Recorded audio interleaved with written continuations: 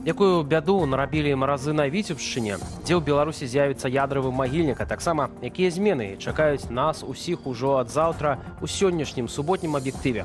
Вітаю, Віталь Бабін працуе для вас, запрашаю ў жывы эфір.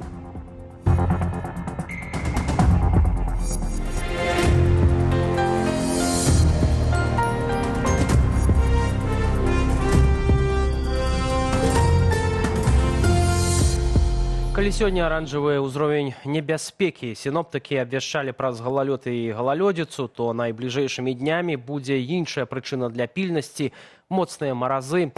На Віцебшчыне ўжо мінулай ноччу тэмпература апускалася ніжэй за 25 градусаў, а ў Віцебску праз аварыю 4 дзясяткі жылых дамоў засталіся на ноч без цяпла і гарачай вады.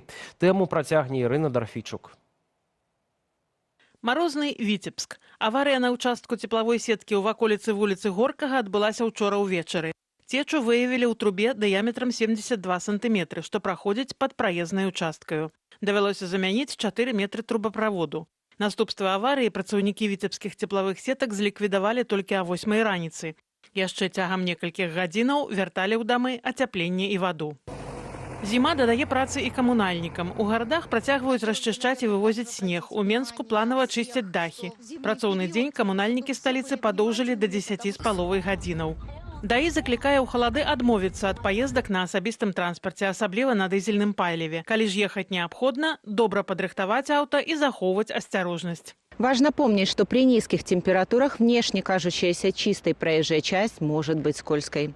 У складанай сітуацыі варта звярнуцца на тэлефонную лінію 112. Менавіта туды сёння паступіў званок пра тое, што ў полі ля вёскі Дзегцяроўка пад Менскам замярзае 28-гадовы мужчына. Ратавальнікі патлумачылі, як выслаць геалакацыю са смартфону, а прыбыўшы на месца, знайшлі яго па слядах на снезе. Мужчыну шпіталізавалі. На найбліжэйшыя дні сіноптыкі абвясцілі аранжавы ўзровень небяспекі праз моцныя маразы. Халоднае паветра нясе арктычны антыцыклон «Даниэль». Сохранится преимущественно сухая и морозная погода с температурным фоном на 4-14 градусов ниже средних многолетних значений, а в отдельные наиболее холодные сутки температурный фон будет отставать от нормы, положенной на календарю, аж на целых 20 градусов. Месцамі ўначы тэмпература на выходных можа апусціцца да мінус 32 градусаў. У дзень чакаецца да мінус 20. Ірына Дарафійчук, Белсад. У Беларусі працягваюць шукаць месца для будаўніцтва ядравага магільніку, пункту захоўвання адкідаў Беларускай АЭС. Цяпер у спісе магчымых лакацый усё выразней праглядаецца Гомельская вобласць, а дакладней вёска Новасёлкі ў Хойніцкім раёне. Это ўсяго некалькі кіламетраў ад райцэнтру і паблізу межаў Палеска радыяцыйна-экалагічнага запаведніку. Інфармацыя пра магчымую пляцоўку з'явілася ў раённай газеце «Хойніцкія навіны». У справаздачы аб грамадскім абмеркаванні праекту заўважыла выданне «Флагшток». Паводле дакументаў, першую чаргу ядравага магільніку плануюць увесці ўжо да 2030 года. Канчатковая пастанова пакуль не прынятая, межы і дакладныя ўчасткі яшчэ вызначаюць. Раней паведамлялі, што для ядравага сховішча спатрэбіцца каля 1 квадратнага кіламетра тэрыторыі. Беларусь фактычна сталася перадавой вайсковай базай Расіі на ўсходнім флангу НАТО. Пра гэта папярэджвае новая аналітычная даведка амерыканскай выведкі, падрыхтаваная для Кангрэсу ЗША. У Вашынгтоне робяць выснову: Менск – гэта функцыянальны працяг расійскай вайсковай архітэктуры. Што гэта азначае для рэгіёну і як у такой сітуацыі ЗША, у тым ліку каманда Дональда Трампа, могуць бачыць дыялог з Беларуссю, Олесь Залеўскі. Жорсткая ацэнка з боку ЗША. У аналітычнай даведцы для Кангрэсу амерыканская выведка сцвярджае: Беларусь сталася інтэграванай часткай расійскай вайсковай сістэмы ва ўсходняй Еўропе. Акурат напярэдадні Александр Лукашенко дэманстратыўна наведаў планар пад санкцыйнае прадпрыемства, якое працуе на расійскі вайскова-прамысловы комплекс. Пералом наступіў 4 гады таму, калі Менск дазволіў выкарыстоўваць сваю тэрыторыю расійскім войскам для ўварвання ва ўкраіну. З таго часу Расія мае сталы доступ да беларускіх баз базаў, неба і лагістыкі. Паводле выведнікаў, у Беларусі Расія можа загадзя размяшчаць войскі, праводзіць ратацыі, рыхтаваць новыя аперацыі пад прыкрыццём вучэнняў. Гэта скарачае час рэакцыі для НАТО і стварае пастаянны ціск на паўночную Украіну, а таксама Польшчу, Літву і Латвію. Адметна, што ў гэты ж самы час ЗША вядуць перамовы з Лукашэнкам. Давайте так, яны запрасілі яго ў Савет міру, а калі заўтра амерыканцы прыйдуць да яго і скажуць: «Слухай, Александр, ужо год мы вядзем з табой перамовы. Ты хлусіш, ты нас падманваеш, ты працягваеш рэпрэсіі, колькасць палізняволеных толькі павялічваецца. Хопіць, мы адклікаем табе запрашэнне ў Савет міра». Асобна ў амерыканскім дакладзе вылучаецца ядравы фактар. Беларускіх вайскоўцаў рыхтуюць да выкарыстання ракет «Эскандар-М», здольных несці і тактычныя ядравыя зарады. Нават без перадачы боегаловак гэта змяняе баланс у рэгіёне. Паралельна над нашай краінай будуецца так званая зона забароны з інтэграванай СПА і сістэмамі ранняга выяўлення. У такой сітуацыі Беларусь для Вашынгтону не партнёр, а частка расійскай вайсковай праблемы, вынікае з дакументу. Дык навошта тады Трампу дыалог з Беларусью? Нужно понимать, что Беларусь сейчас во времена Трампа имеет шанс стать таким себе маленьким, но субъектом международной политики. По крайней мере, Трамп старается разыграть эту карту с Лукашенко, чтобы показать Путину, что вот смотри, вот эта территория, она хотя бы вроде бы как бы под российским влиянием, но я здесь тоже что-то могу сделать. Тым больш Лукашенко відавочна з надзеяй глядзіць на дыалог з ЗША. Палітычныя і эканамічныя выгоды ад такой супрацы можа і зменшаць залежнасць ад Масквы, але і ўмацуюць ягоную ўладу ўнутры краіны, што так і не развяжа палітычнага крызісу ў Беларусі і не развяжа праблемы бяспекі ва ўсім рэгіёне. Алесь Залеўскі, Белсат. І ў працяг тэмы бяспекі ўначы ў Польшу з тэрыторыі Беларусі зноў заляталі аб'екты. Як паведаміла польскае войска, гаворка хутчэй за ўсё ідзе пра балоны з кантрабандаю. Праз гэты інцыдэнт у частцы падляшскага ваяводства часова закрывалі неба для цывільнай авіяцыі.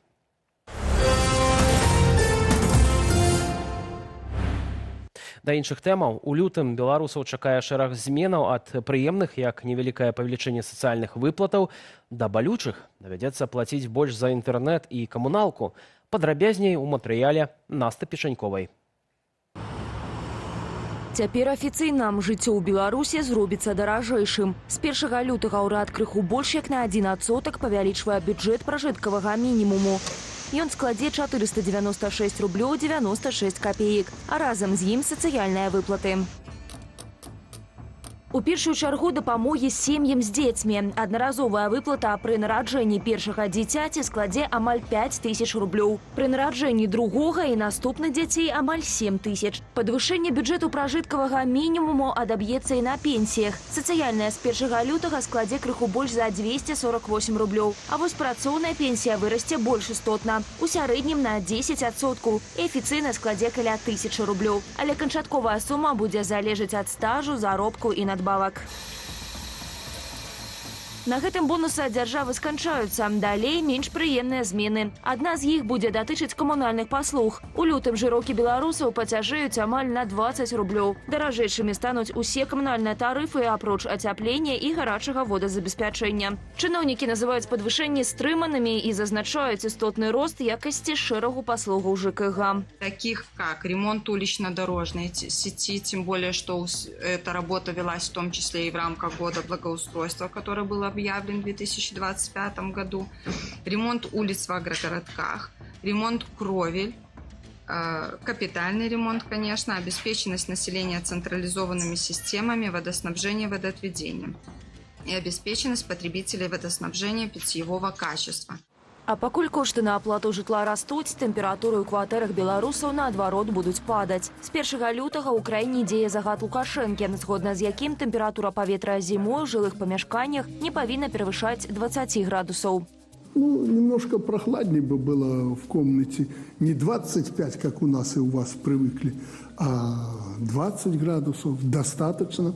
Знизится якость мобильного интернету. Максимальная хуткасць будзе доступная толькі ў межах 30 гигабайтаў. Пасля іх выкарыстання яна складзе до 1 мегабита в секунду. Лимит пачне дзеяць 23 лютага. Эти меры, как нам представляется, позволят разгрузить наши мобильные сети и сделать использование мобильного интернета комфортным и удобным. Карыстальнікі асцерагаюцца, што для павелічэння хуткасці інтэрнэту давядзецца купляць дадатковыя пакеты. Чытачы онлайнера падлічылі, што выдаткі на сувязь могуць павялічыцца ў 5-6 разоў. Настя Печанькова, Белсат. У Беларусі адбылася рэпетыцыя цэнтралізаванага экзамену. 11-класнікі спраўджвалі свае веды ў беларускай або расійскай мове, а таксама ў адным з профільных прадметаў на выбар. Заданні былі падобныя да тых, што будуць на сапраўдным экзамене. Удзел узялі 58,5 тысяч 11-класнікаў у 144 месцах. Рэпетыцыя дае магчымасць зразумець, як будзе праходзіць экзамен і ацаніць свой узровень. Свае вынікі ўдзельнікі змогуць пабачыць на сайце Рэспубліканскага інстытуту кантролю ведаў. Прычым гэта будуць не толькі балы, але і скан бланка, а таксама правільныя адказы, што дасць магчымасць выканаць работу над памылкамі. Што аб'ядноўвае іранцаў і беларусаў? Жаданне жыць у цывілізаванай краіне без дыктатуры. З гэтай нагоды ў Вільні адбылася супольная іранско-беларуская акцыя салідарнасці супраць рэжыму аятолаў. Зразумела, што ў Іране падзеі нашмат больш жорсткія, нашмат больш крывавыя, але праблемы, з якімі сутыкнуліся і беларусы ў 20-м годзе, і іранцы зараз, яны падобныя. Калі мы бачым боль іранцаў, які не дае ім маўчаць, які вывозяць іх на вуліцы нават тут, у дэмакратычнай краіне, дзе ім нічога не пагражае, мы не можам стаяць у баку і не можам не падтрымаць гэтага. The aim of today's protest is again to be the voice of Iranian. Мэта сённяшняга пратэсту зноў быць голасам іранцаў, быць голасам непачутых людзей, якія рызыкавалі жыццём, свабодай, сваімі сем'ямі, усім. Голас людзей, якія выйшлі на вуліцы, каб змагацца з ворагам. Гэта ўзаемны вораг усіх. Вораг наш, іранцаў, вораг Еўропы, вораг беларускіх людзей, вораг украінцаў і вораг усяго Блізкага ўсходу. Таму сёння мы тут, каб быць іхным голасам, бо інтэрнэт у краіне адключаны. Акцыя за вашу і нашу свабоду адбылася на плошчы Вінцаса Кудзіркі літоўскай сталіцы. Удзельнікі звярнуліся да еўрапейскіх уладаў не пакідаць іранскіх пратэстоўцаў унутры краіны сам-насам з іхным змаганнем супраць дыктатуры аятолаў. Гэта ўжо 5-я акцыя іранцаў у Вільні, аднак першая супольная з беларусамі. Агулам удзел у ёй узялі каля 50 асобаў.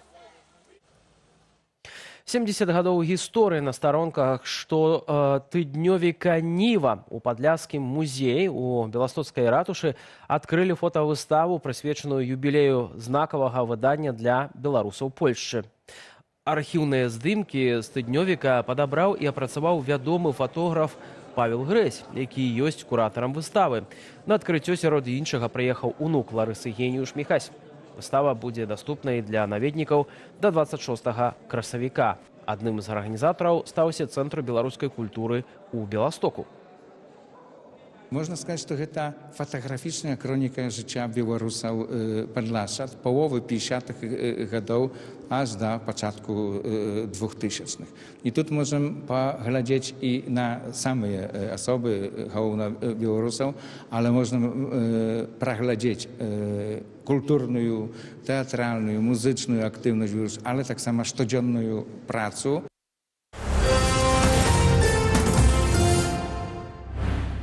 І да навінаў спорту. Арына Сабаленка, 4-разовая пераможца турніраў вялікага шлему, першая ракетка свету, не здолела выгуляць у фінале сёлетняга адкрытага чэмпіянату Аўстраліі па тэнісе, які прымае Мельбурн. У матчы за ганаровы трафей беларуска саступіла прадстаўніцы Казахстану Алене Рыбакінай, якая займае ў рэйтынгу WTA 5-е месца. Гульня атрымалася відовішчнай і расцягнулася на 3 сеты. Першы завяршыўся на карысць Рыбакінай 6-4. Другі з такім жа лікам за сабою пакінула Сабаленка. У трэцяй партыі беларуска вяла 3-1, але не здолела ўтрымаць перавагу і саступіла 4-6. Цікавы факт, што Сабаленка і Рыбакіна да фіналу не прайгралі ў Мельбурне ніводнага сету. Для Арыны гэта 4-й фінал Australian Open і другі пройгрыш запар. Летась яна саступіла амерыканцы Мэдысон Кіс, аднак беларуска выйгравала гэты турнір у 2024 і 2023, дзе без тытулу пакінула менавіта Рыбакіну. Такім чынам Алена ўзяла рэванш за паразу ад беларускай у фінале 3-гадовай даўніны. Тады запомнілася не толькі перамога Арыны, але і віншаванні ад Александра Лукашэнкі. Теперь все у Арины есть. Надо пожелать ей личного счастья, здоровья и новых побед. Давай, поздравляем. Ты хоть какое-то отношение имеешь к ней? Арина, за тебя. Сёлетні фінал стаў 15-тым двубоем паміж гэтымі топавымі тэнісісткамі. Пасля яго Рыбакіна скараціла перавагу ў асабістых сустрэчах да ліку 7-8. Ужо вядома, што Алена вернецца ў топ-3 рэйтынгу ў жаночай тэніснай асацыяцыі. Арына, ў сваю чаргу, застанецца на першым радку сусветнага спісу. Прызавы фонд першага ў сёлетнім сезоне турніру вялікага шлему складае $74 мільёны і стаў самым вялікім за ўсю гісторыю спаборніцтваў. Уладальніца тытулу Алена Рыбакіна папоўніць свой банкаўскі рахунак на $2 800 000. Столькі ж атрымае пераможца Australian Open у мужчынскім адзіночным разрадзе. У фінале мейджара ў нядзелю за тытул пазмагаюцца першая ракетка свету іспанец Карлос Алькарас і 24-разовы пераможца турніра ў серыі вялікага шлему легендарны серб Новак Джокович, які займае цяпер чацвёрты радок рэйтынгу АТП. Павел Алейнікаў, Андрей Сульжыц, Белсат. Спадарства, калі вы нас глядзіце у YouTube, ставце ўпадабанні, пакідайце каментары, памятаючы пра ўласную бяспеку, а таксама зазірайце ў наш тэлеграм, там навінаў яшчэ больш. У сённяшнім выданні ставім кропку, запрашаю ў эфір заўтра. Разам падсумуем галоўныя падзеі тыдня ў нядзельнай студыі Белсат.